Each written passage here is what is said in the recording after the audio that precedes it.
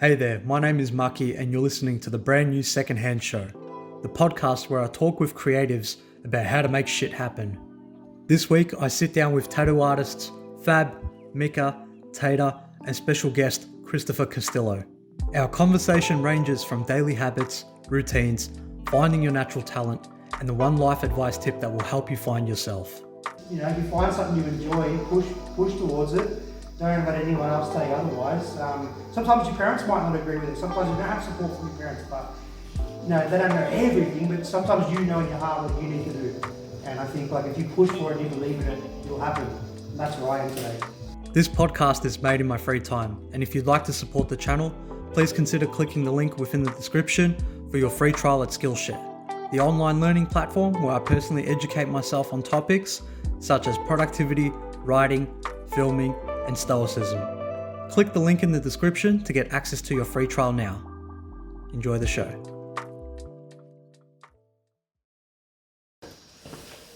Alright, we ready, boys? Action!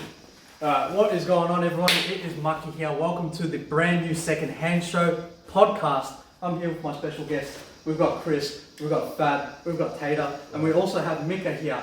All the handles and tags will be down here. Go check the boys out. Go check out the private studio out at Ravens Hollow, private studio here in Hawthorne, Melbourne. So welcome once again, and let's start today's video.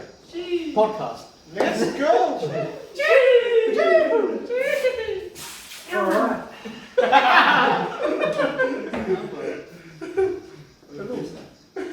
Sweet as. Okay, perfect, man. Firstly, how are you, brother? Good, how are you? Very well, man. Very well. Chris, how are you? Really good, That's man. fantastic. Yeah, good to hear, boys. Good to hear. So,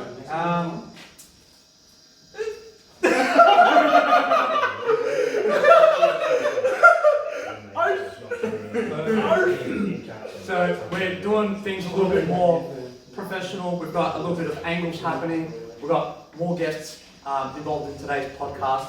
So please consider liking and subscribing. Throw down something in the comments that you want to see in future podcasts, whether it's with these boys or with anyone else. Love to know your thoughts on what we can do next. But to get into the swing of things, Fab, quick question, mate. To kick things off.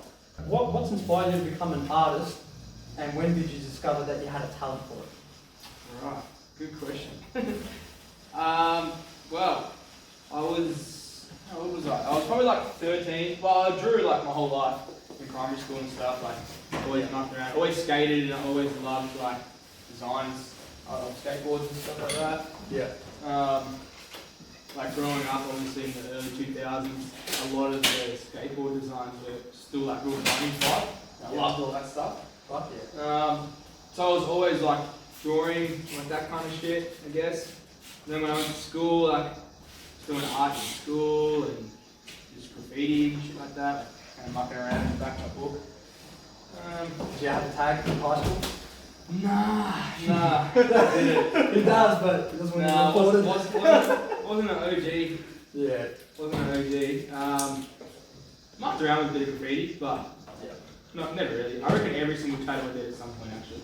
Man. I remember running around high school, just riding up in the toilets, thinking I was big ups, riding everyone next to does the bathroom.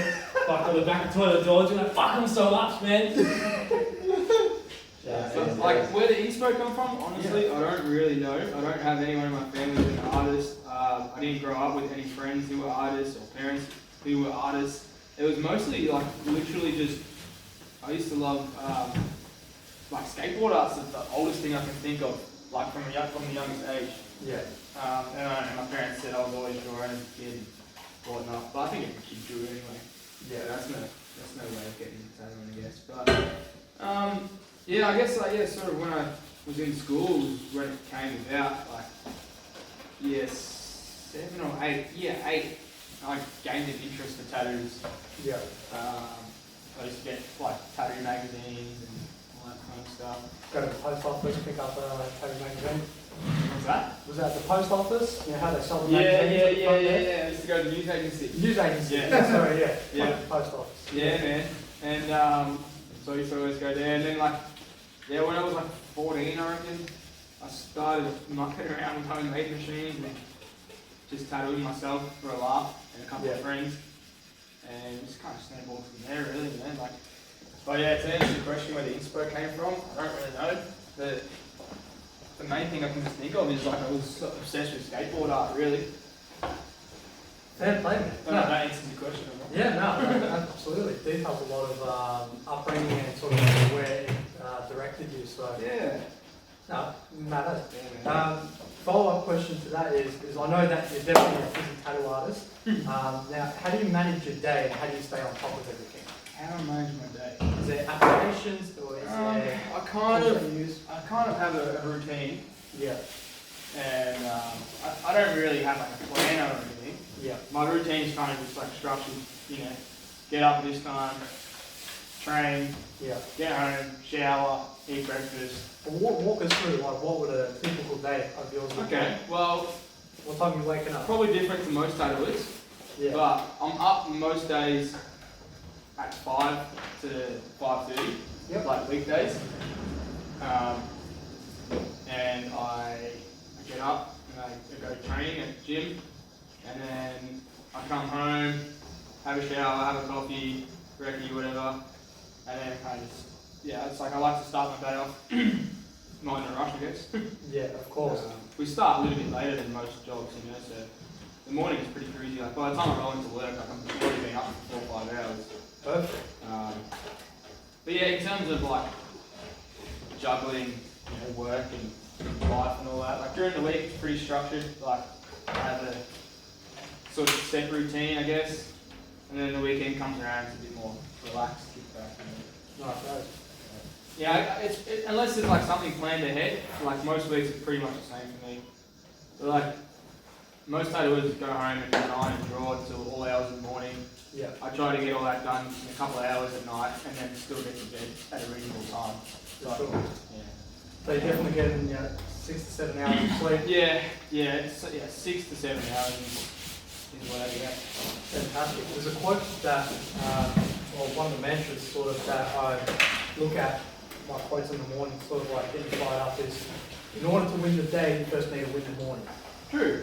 So, Oh yeah, that's 100%. That's exactly what I was about, really. hell I yeah. get to work and I feel like I'm ready to go. I'm not tired. Yeah. I've already dealt with people. I've already, you know, I'm going already. Fantastic, man. That's really good to hear. Nice as, man. I think we touched on this a little bit earlier on, but I wanted to get this one on camera. So I think both you and Chris are participating in Melbourne Marathon. Yeah. What training are you guys doing at the moment? And Chris, I'll also get your thoughts if you're not dying underneath the needle at the moment. Yeah. So what are you guys doing for training at the moment? And when is it firstly? October 11th. And it's 40. I think it's the 10th. 10th, sorry. Yeah. 10. And remind me, it was 40 something Ks? 42 Ks. 42 Ks. What's the exact number? I'm not sure. 42.7 Yeah. or something. Yeah. Yeah. For me, I'm just like, right now I'm not doing a particular training plan at the moment. I'm still making sure that I'm running like every second day, Yeah. minimum 5Ks, and then just take it up a notch like throughout the week. But I know like probably next week, like, cause I want to make sure I've got ample time to make sure that I'm ready. So I'll probably start the training plan probably next week or the week after, Yeah. and that'll consist of whatever's on the plan. But the main thing behind that plan is to just be able, it's not about being fast or doing the pace, it's really just completing the actual marathon itself. Because the main goal for me is to complete it without stopping. That's the main goal.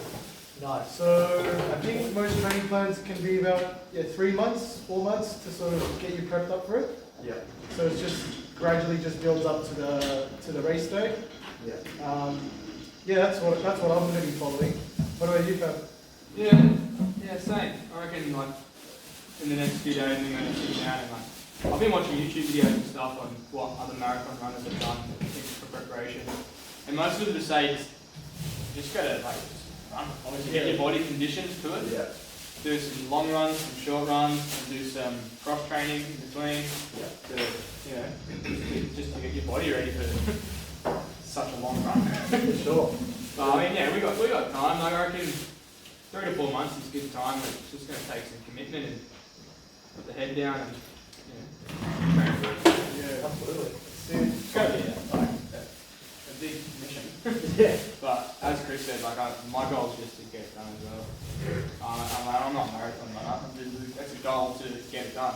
Yeah. And then who knows, maybe do another one. I always just like to have a goal somewhere in my year, whether it's like one thing in the year or like I call them short-term goals. And like this is now my newest one. You know?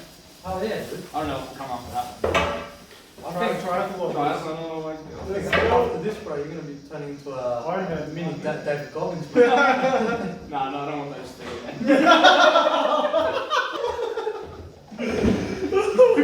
That's hard work. Hard work. He does 10k every day without Stay hard. He does 10k every day.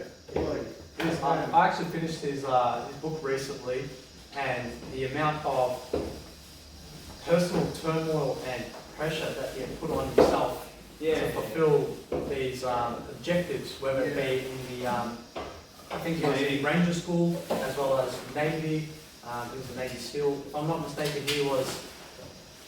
We'll edit this and add the correct stat, but I think he was either the 25th or the 32nd African American male to actually become a Navy SEAL. yeah. So it was very important to him to maintain that and achieve that goal. I think he was brought up in, I don't know where he was brought up, but it was about 15 miles away, or in the hometown of the origin of the KKK. Oh wow. Yeah. So having been called all sorts of stuff, I think it added to his arsenal of Determination. determination. Yeah, definitely. Awesome. Sick as. He's the man. Here's the man. Team Team Goggins. Goggins. Yeah. Team Chifu. Team Chief. That'll be on your bib, sponsored by Toronto Yeah. Pizza. I'm literally gonna have Team Goggins on my bib. Hey. Yeah, legit. Fuck yeah. Yeah. That's a lot of pressure you're putting on yourself. Yeah, Well, that's the thing. Like when times get tough, I'm gonna look at my bib. I'm gonna think about Stay Goggins. hard. Stay hard. I should have done stay hard. Yeah. Ah, You can still do that's that, alright. Team Goggins. Fuck yeah. Now, another thing I wanted to follow up with this question is if there is one thing that you could tell yourself 5 years ago, what would it be and how would your journey look like now? Oh wow. 5 years ago or 10 years ago? We can push it back. If it was 10 years ago, I reckon it would have been, well, this is the thing, mine was one of my regrets is like not like trying hard to get a proper tattoo apprenticeship. Yeah. I guess I was sort of self-taught. So, I mean, look, 10 years ago, no one would take on a person as an apprentice at 15 years old. So, Yeah. What's the minimum age? I mean, I don't think there's actually a legal age as such, but like, I guess 18 is going to be like, unless it's like a family member who owns a shop, like, you know, if my parents were tattooists or something, you know, I guess they could apprentice you or mentor you before you of age. But yeah, I mean, yeah, at 15, everyone just laughed at me. No one would give me a chance at the tattoo apprenticeship, so I guess I was forced to teach myself. But maybe I could get in, maybe I would have waited longer until I was the right age and then tried to get apprenticeship again. Yeah.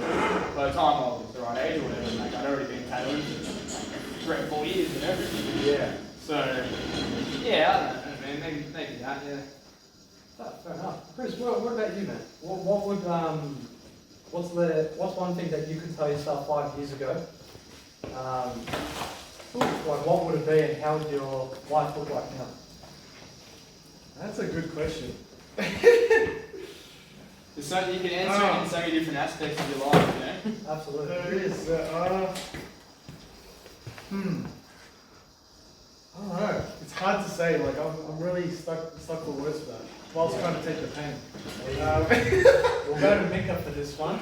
Mika? We'll come back to Yeah, you. true.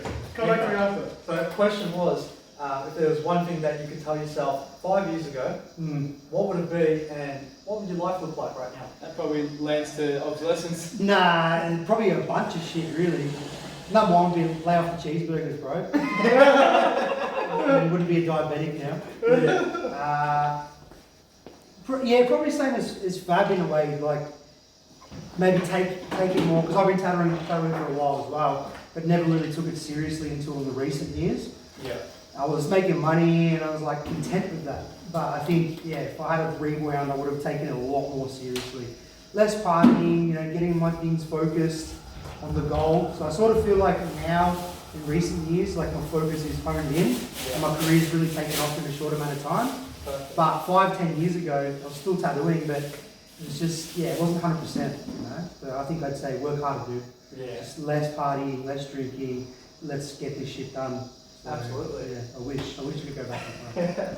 So I guess like tunneling, what they call like tunnel vision on what it is that you want to do, Yeah. and also avoiding or limiting other distractions Oh yeah. that could get involved in staying in the lane, sort of. Yeah. It was just difficult because I was young. I was tattooing before I was 18, and everyone's partying. You know, everyone's going out doing stuff. It's like, I know I should be doing this, but fuck, boys. Yeah. I've no regrets really, man. I had a good time. Of course. But if I could go back, I'd probably split up a bit more time working harder. You know, that's about it. Ah, nice, man. Yeah. That's really good to hear. Great Yeah. answer. Chris, back to you, my friend. Fuck, no. sorry, I shook you. No, I'm still thinking. Oh. Decision would have been to never get tattooed. So I'll put this into maybe a different question, so it'll narrow it down or change the perspective. If you were to have a kid one day, what would be that one thing that you tell him or her to adhere to, or at least be consciously aware of while they are growing up? As bullshit as it sounds, I reckon just like straight up, be yourself. Like, if people are gonna hate on you, they're clearly not into you. Fuck it, just be yourself. Stay swimming in your own stream. Like if someone's paying you out for the shoes you wear, the clothes you wear, the music you listen to, fuck it, who cares? If you like it, stick on it, you know? Fucking That's hate, you. man. I mean, that's right. I mean, look at him. You know, like, look at him. We don't judge him. You know. You fucking I live by that mantra too. yeah. So that's why Tater's cool and Michael. Be yourself. Oh, well said, man. I fucking love that answer. Yeah. That's the best answer. I back that. Like, it honestly sounds so fucking tacky. Or like, not tacky, but cliche. In a sense, it's just like everyone's like, look, be yourself, just be yourself. But legitimately, since learning that, like the past like year or so, after like, relationships or whatever, being myself has probably been like the most rewarding and just validating thing for, myself. Be yourself and double down on it too. Yeah, that's it. Because you track the energy you put out. 100%. I think if you put out you will eventually attract the right people around you. Exactly. And if you question yourself, you doubt yourself, then it's like, maybe they don't see fully into themselves, so they don't trust you or believe you and like your true authenticity. Yeah. So double down, stick with it, fucking straight up, be you to a T. Even with flaws, you know? Yeah, exactly. And like you learn from those mistakes, you like build strength, resilience and all that sort of shit. You get bullied for something, you're like, fuck it, whatever. Just be yourself. Fucking love it, man. Well said, honestly. Yeah, boy. Well done, Tater. Hey, thanks guys. Man of wisdom. I was going to ask now, Use the boxes. who are your heroes? Use the heroes. Oh man. Yeah. Again, cliches, but my parents. Literally. They taught me heaps. I've learned a lot from them. From the good things I've done in life and the bad things I've done in life. Yeah. But not only that, just seeing like how they have dealt with the cards that they've been dealt in life. Yeah. Taking inspiration from that. And, man. Parents are my heroes, my biggest fans. Shout out to mum and dad. Shout out, Mum and Dad. Shout out mum and dad. Shout out to his Mother's family. Day. Yeah. Shout out to his family. Happy Mother's Day to all the mothers. And my sister. I definitely have to throw my sister in there. Yeah. And my girlfriend, maybe. Yeah. Shout out to everyone. Let's go. Yeah. The parents you don't give enough credit, Yeah, totally agree. The older you get, the more you appreciate them. And I heard this from my parents when I was a little kid. It's so true. You'll appreciate me more when you're older. You don't realize so it. true. So true. You don't realize when you're younger. Absolutely. Damn. That got me right in the feels. Yeah, man. Yeah, man. Cue the lo-fi music. Usually give you a box of tissues. Yeah.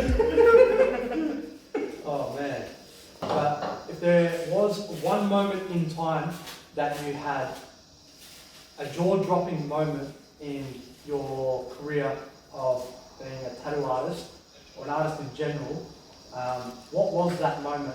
And can you walk us through what had happened in that time? Oh. Well, the one thing that stands out, which I don't like to, pump up my own tires about, but probably winning Best of Show at the Perth Expo a couple of years ago. Hell yeah. Wasn't particularly a goal I had in mind, but it happened, and I was super proud of myself. So that was real cool. I just wanted to do good tattoos and switched up the style and really focused on this kind of stuff. I guess I was doing it alright. Yeah. But yeah, I mean that's probably the standout thing, the standout moment. I mean, other ones would be like being given the opportunity to work with these guys here. Like it started from the previous shop I worked at, like Leviathan. That was a huge stepping stone for me, and like I thought it was pretty surreal at the time that I was going to be able to work with those guys. Yeah. And through that, got me here.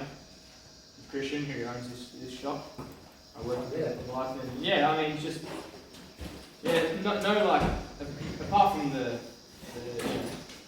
the awards and stuff don't define you as a tattooer. They're just accolades that you can be proud of and whatnot. I mean, that maybe wasn't a jaw-dropping moment, but it was definitely a time that I was proud of myself. Absolutely. More jaw-dropping was like not one single jaw-dropping moment. It was like my jaw was dropped for like a year, and that was when I got to start working with like these guys. Oh yeah. Shout out Ravens Hollow, shout out Crew, shout out Christian, was it?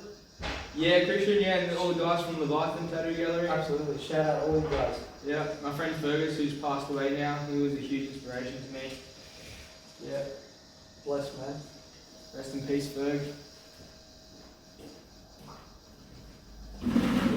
Well, I think on that note, firstly I'd like to say thank you for your time. Thank you for allowing me to film in this beautiful studio.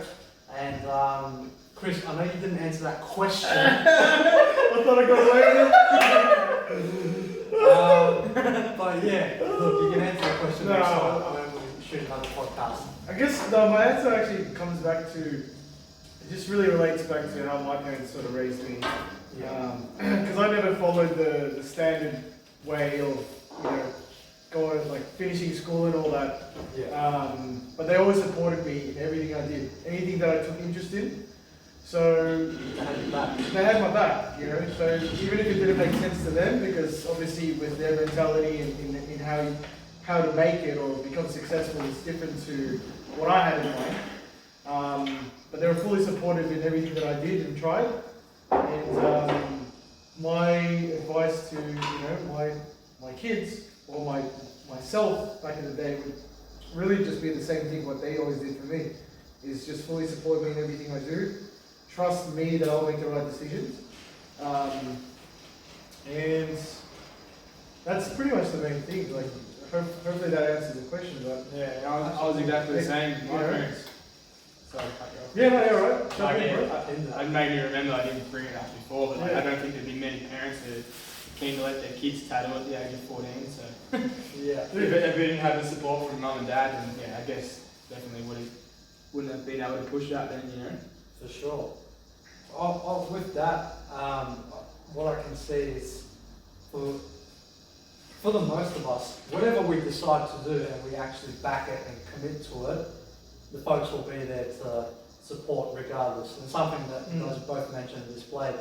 I think that's a beautiful lesson. That's something that we can apply to ourselves currently and also in the future with our own kids, or even to someone from the younger generation. The amount of times I see the amount of delinquent shit happening, and I just love to just pull them up and be like, hey, the amount of energy that you're pouring into this dumb shit, pour it into something that will allow you to express yourself, be yourself, as Taylor mentioned before.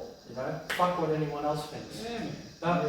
We all go through that delinquent stage, and that's sort of the process of where we do find who we are. That's right. Testing the limits of human potential for good or bad. So Of yeah. course, man, of course. Mika, any last notes before we wrap up today's podcast? Yeah, I'm still a delinquent, really. Yeah, look what you can achieve Yeah. with a bit of persistence. That's it. Never give up on any goal. I'd rather die trying to achieve goals than to have not have attempted them. So I've failed at so much shit in my life. You have no idea. So many jobs, been fired from heaps of jobs and blah blah blah. But you just, if you find something you enjoy, push towards it. Don't let anyone else tell you otherwise. Sometimes your parents might not agree with it. Sometimes you don't have support from your parents, but they don't know everything. But sometimes you know in your heart what you need to do. And I think if you push for it and you believe in it, it'll happen. And that's where I am today. So if I can make it to my dream job, so can you. That. Unreal. That. On that note, guys, Curtis, any last words from yourself? Any last word? I've done my BU spiel now, I'm like last week. Easy. On that note, guys, thank you so much for watching today's podcast. Please make sure to follow everyone's links down below. It'll be on the video as well. Check everyone out. Check out Raven's Hollow Tattoo Studio as well. If you guys are interested in any tattoos, hit up one of these guys. They're amazing artists. They love what they do, and just by today's podcast, you can see how much they're passionate and driven by what they love to do. So like, comment and subscribe, and as always, Love, peace, and chicken grease. Always. I've faced chicken.